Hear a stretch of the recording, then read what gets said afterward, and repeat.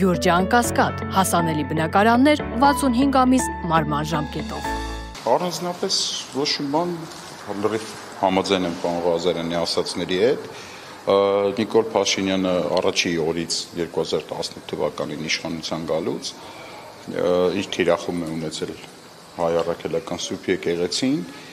դա ոչ մեկի համար գաղտնիք չի, դա ոչ մեկի համար նորություն չի, եւ այդ արշավը շարունակվում է։ Իմ կարծիքով սա նաեւ լավ հնարավորություն է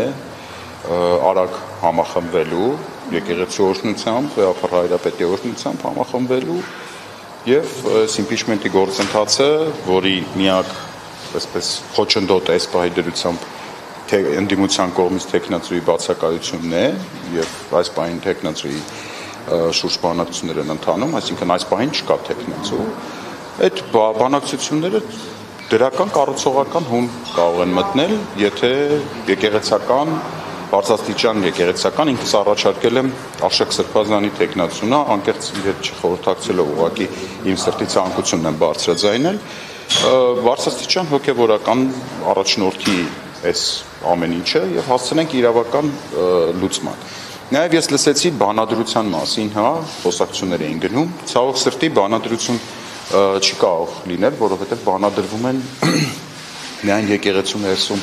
գտնվող այսինքն հավատացյալների վրա է տարածվում բանադրության կանոնը, անաֆեմայի կանոնը, իսկ դժվար է Նիկոլ Փաշինյանին անվանել հայ առաքելական եկեղեցու հետևորդ, այսինքն մարդը եթե եկեղեցու հետևորդ չի, հետևաբար նա բանադրանքի տակ չի կարող ընկնել, այսինքն վերաբերվում է միայն առաքելական եկեղեցու հետևորդներին։ Առավելագույն այս պահի դրությամբ, որը եկեղեցու գործիքակազմից որ կա, դա նզովքի այսպես գործիքն է, որը կարող է տարածվել նաև առաքելական եկեղեցուց դուրս գտնվող անձանց վրա։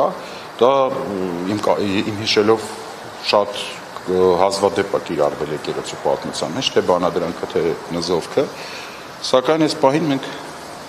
տեսնում ենք, որ դա շատ կիրառելի գործիք է։ Սա այսպես ասած էսթետիկ առումով։